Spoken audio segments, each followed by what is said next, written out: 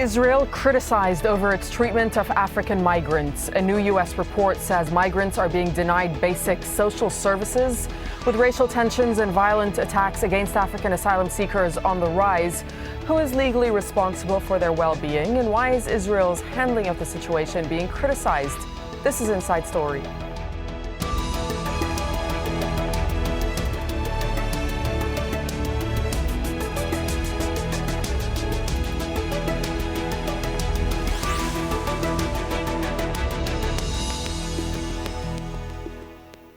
Hello and welcome to the program. I'm Dareen Abughaida. The U.S. State Department has criticized Israel's treatment of thousands of African asylum seekers who it says are being denied basic social services.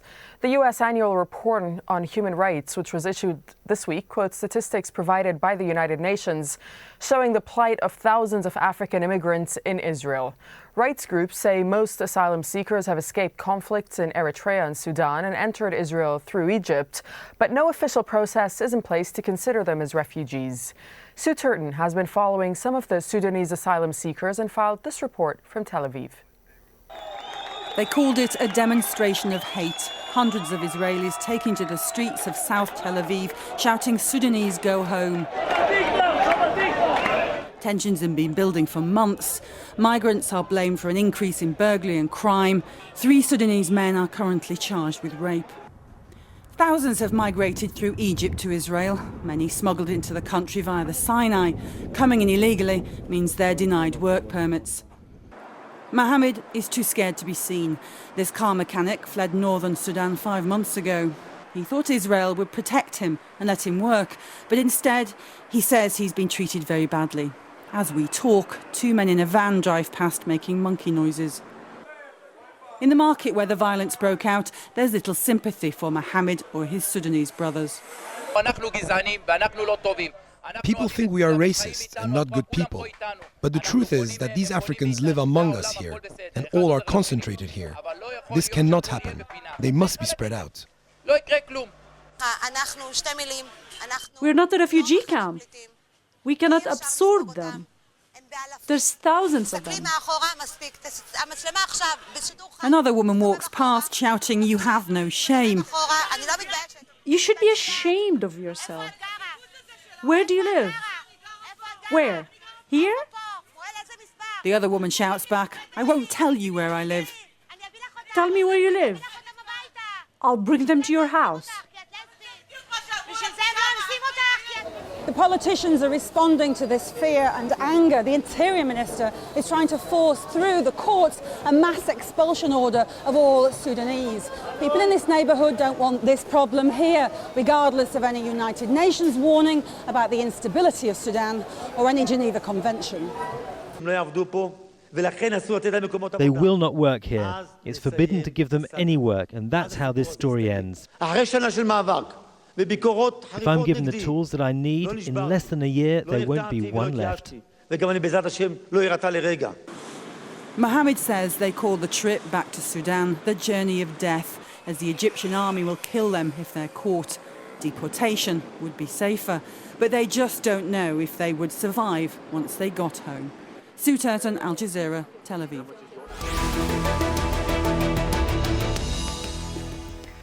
Let's just take a closer look at that report by the State Department. Now, this is what it reveals. It reveals Sudanese and Eritrean asylum seekers are not allowed access to asylum procedures. Instead, they're given what's called, quote, renewable conditional release documents that defer deportation and have to be renewed every few months.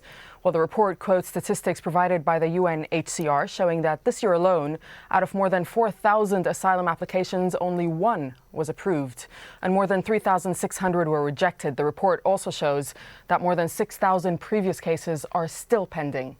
Well, according to the report as well, asylum seekers without refugee status are not allowed to work in Israel and have no access to public social benefits such as health care. The report also mentions that Israeli government officials often negatively refer to asylum seekers as, quote, infiltrators, and periodically categorize them as directly associated with a rise in crime, disease, as well as terrorism.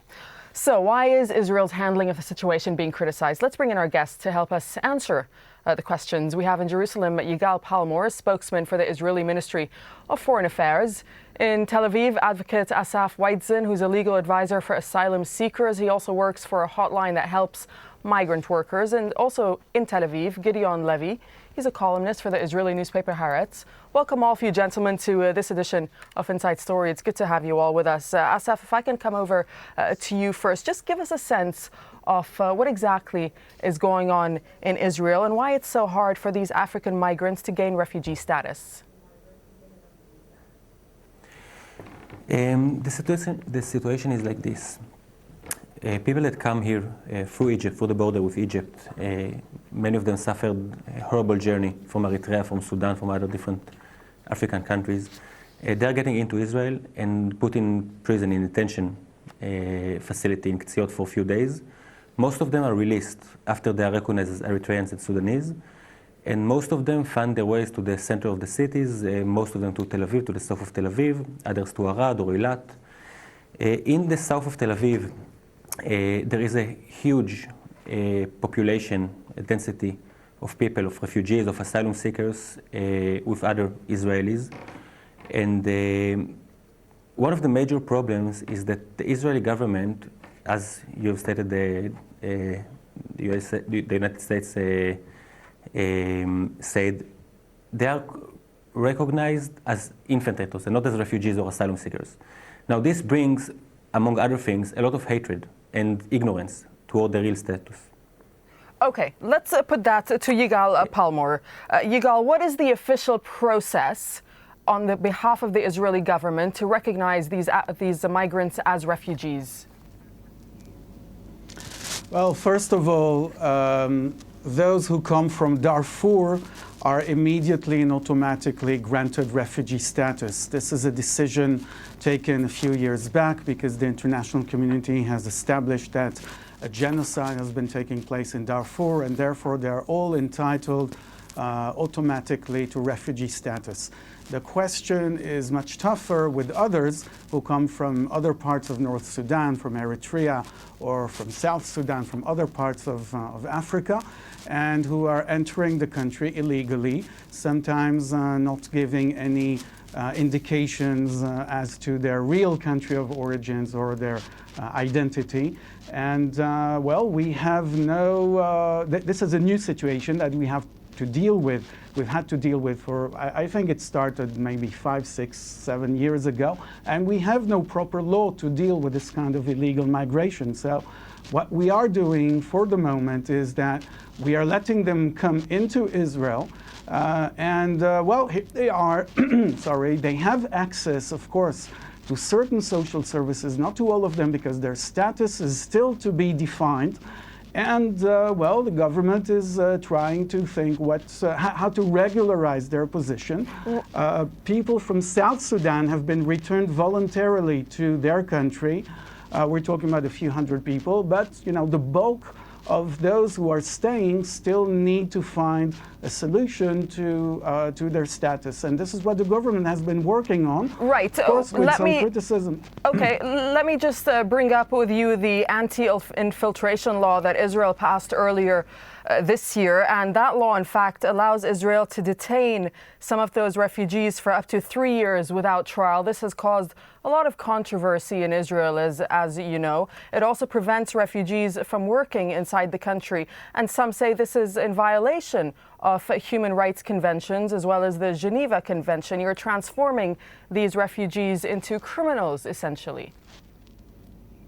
Well, by crossing the border illegally, they have broken the law. I mean, by definition. And this is not against any international convention, because as long as they're not considered refugees, they are not entitled to refugee status, then this is not in breach of any convention. These people are not fleeing directly a war zone. They have come from Eritrea or Sudan into Egypt. In Egypt, their lives are not in danger. They are not being persecuted in Egypt. And therefore, after they have fled to Egypt, they have chosen to come illegally to Israel. And that makes their situation completely different from those of refugees who fleeing a war zone to the immediate safety area that they can find, the immediate place where they can find refuge. In this case, it's Egypt. It's but not you Israel. yourself have said, and therefore their choice. Yes. Just a few moments ago, Mr. Yigal Palmor, you yourself said that this is a new situation and Israel is still trying to deal with this situation. Let me bring in Gideon Levy. What's your response, Mr. Levy, to the comments from Yigal Palmor as well as Asaf? So many Jews, not many years ago, infiltrated to other countries illegally and were saved or were denied. And I would expect Israel to remember this. The main problem of Israel is that there is no immigration policy. Israel does not know what to do. Israel seems to be surprised by a universal phenomena, global phenomena of immigrants coming from Africa and from Asia to the west, to the north. And most of the countries have some kind of policy. You may have some rights, you don't have other rights. Israel is totally paralyzed. On one hand, Israel let them in. On the other hand, officially Israel, does not let them work. So here we face a huge experiment in human beings. What happens when 60, 70,000 people are living either in the streets or in small apartments, cannot work? How will they make their living? How fast will they get into crime, for example? What do we expect those people to make their living? So we are watching this huge experiment, and then we are astonished if here and there, and by the way, very little crime until now, much less than expected. And then are coming our politicians, the leaders of Israel, and knowing very well that those who suffer from this are mainly the lower strata, and they might direct their anger toward the government. So what is easier than to direct their anger and hatred toward those poor Africans who have no chance, by the way, to be recognized as refugees in Israel, because there is not such a procedure to be recognized as a refugee. So here we face a real chaos in which the government totally lost its way, and the only thing you hear now from the government is just threats to expel, to put in jail, to send to detention centers. That's the only answer of the government of Israel. Yigal, your response to Gideon and also your Prime Minister Benjamin Netanyahu says that African migrants threaten Israel's social fabric. So just comment on that and clarify it if you may. Of course, when you have a big number of illegal migrants who are stashed in one place, and in this case, we're talking about the poorer neighborhoods of Tel Aviv, then this is a social problem, not just for the migrants, but also for the residents of South Tel Aviv. And I'm sure Mr. Gideon Levy will agree on that. I don't think we have any dispute on the fact that it causes real social strain on that particular place, which happens to be a socio-economic weaker place in Tel Aviv and in other places, other such like places in Israel. Now, Mr. Levy said that there are no due processes for people who want to be recognized as refugees, and that's not exactly the case because, as I've said, first of all, if you can establish that you are from Darfur, you are immediately granted refugee status. As for others, well, there is a process which is supervised by a representative of the UNHCR in Israel, and through this process you can submit, of course, a request to be recognized as a refugee. However, when it turns out that the migrants have not fled a war zone, and when they tell you that they come here to seek work, that clearly means that they're not refugees under any accepted definition of that status.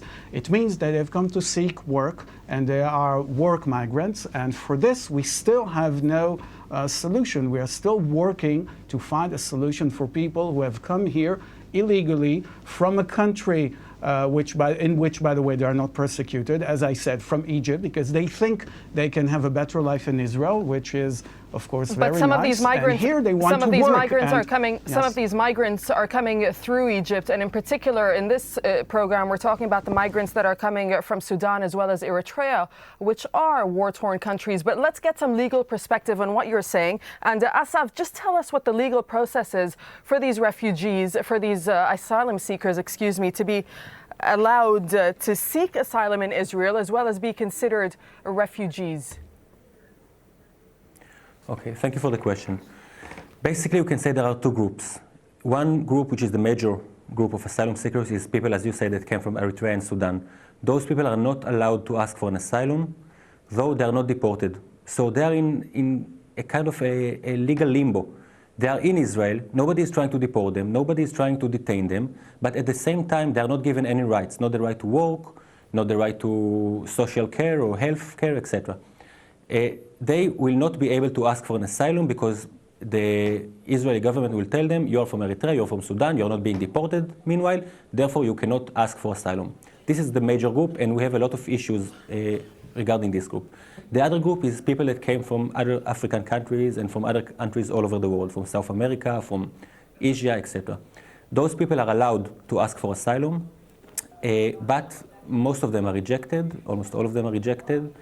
And their process is first they have a first interview. If they pass this interview and prove that they have any ground for their asylum request, they are going through an RSD, which is a refugee status determination, and eventually the Ministry of Interior has to approve or decline their request. As I've said, almost all of them are being denied.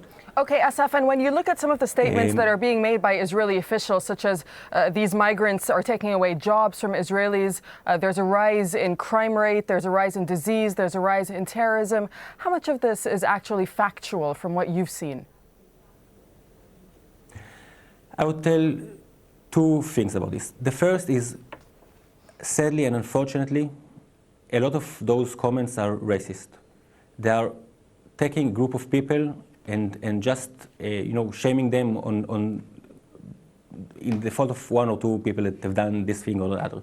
The second thing, which is the most important thing, when people are stuck together in desperate need for food, for shelter, and they don't have any basic human rights, the situation is as such that it might lead to violence. It might lead to breaking the law. You know, the Israeli chief of police said recently that without working permits, he foresees criminal acts just to survive, just to maintain themselves.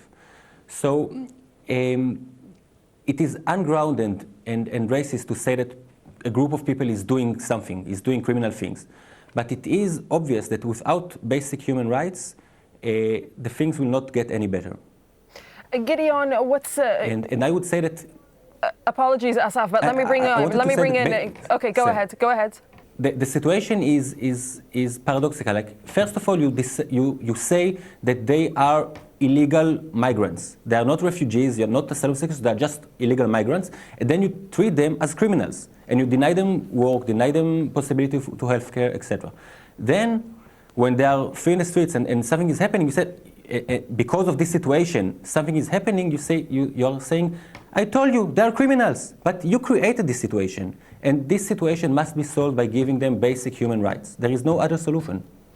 Gideon Levy, what is the root of all of this? I'll put to you as well the question that I put to Yigal Palmor, is that the Israeli Prime Minister has said that the migrants, African migrants, threaten Israel's social fabric. What does that sound like to you? Because to me, it sounds like it's a demographic issue.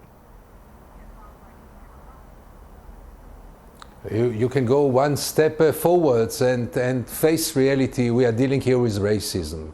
Wouldn't those people be black, the whole picture would have been different. And racism stands in the basis of this whole discussion, even though it's covered up by all kinds of excuses and legal explanations. By the way, the whole world is facing, the whole Western world is facing those problems. And for example, in Europe, over 80% of the Eritreans are recognized as refugees.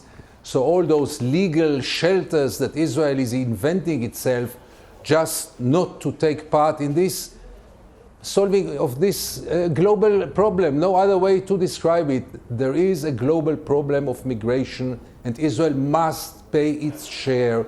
Israel cannot remain pure Jewish, and Israel must take a part in the solution of this problem, not an unlimited part. Nobody thinks that the borders of Israel should be open to anyone, anytime, for sure not. But at least the minimum is to treat those who made it to Israel and who deserve a status of immigrants or refugees, that they will get basic social and human rights. And unfortunately, this is not the case, and unfortunately, there is a lot of racism under the ground. Yigal? Yes, well, here's the case against those accusations of racism. Israel is the only country in the world that has gone to a great length to bring over people from Africa to become its citizens with full rights and with the assistance of the government, financial and otherwise. I'm talking, of course, about Ethiopian Jews and Ethiopian Falashmura, who happen to be Christians, but they are related with the Ethiopian Jews. Israel has gone to a great length to bring these people over, to migrate legally to Israel and to help them settle down in Israel. So there's no question that Israel does not reject people because they're black. Gideon. And the proof is there. The problem is that these people have migrated from Africa. Had they migrated illegally under the same conditions from Scandinavia, the problem would have been the same. The problem of illegal migrants whose status is undetermined, who cannot work, who are causing a social strain on the weakest neighborhoods of Israel's biggest city. And that is the problem. That is the root of the problem, for which we are looking for a solution, or for solutions in the plural, because there may not be just, one big fantastic solution, with one magic wand and magic formula where you can solve this problem. Other countries have had to deal with similar problems, and we are trying to learn from the experience of other countries and maybe implement in Israel what has worked in other places. Right. I'm just wondering, Yigal, and I'll put this to Gideon and get his response. If these African migrants that Yigal was just talking about immigrated to Israel were not Jewish, would they have the same, would they have been able, rather, to come into Israel? And just your response to that. I think Mr. Palmor is a very efficient and talented spokesperson, but he by himself said everything. He said, as long as they are Jewish, we will welcome them. As long as you are not Jewish, you are rejected. How to call this? I mean, is there any other name but nationalism or racism? Any Western country today welcome also. You say that the Ethiopian, you gave the example of the Ethiopian Jewry who was let into Israel and got all the rights, the civil rights. This is very true, but this is only due to the fact that they are Jewish. And the Falashmura community who happens not to be Jewish. This is still under discussion if they are Jewish or not. The fact is that their neighbors, the Eritrean or the Somalians, they are for sure not Jewish, and then the door is closed and will be closed. This is unacceptable in the modern world. Any country should open its gates also for the other. And the other might also be not Jewish. Yes, he might also be not Jewish. Israel had absorbed 1 million immigrants from Russia. Half of them were not Jewish, but they were white, and then we accepted them. We'll leave it there for now, but I'd like to thank my guests from Jerusalem, Yigal Palmor, and in Tel Aviv, Asaf, Weitzen, and Gideon Levy. And to our viewers, thank you very much for joining us on this edition of Inside Story. You can always send us your feedback. You can email your thoughts to us at insidestory@aljazeera.net. Thanks for watching. From me and the whole team, goodbye for now.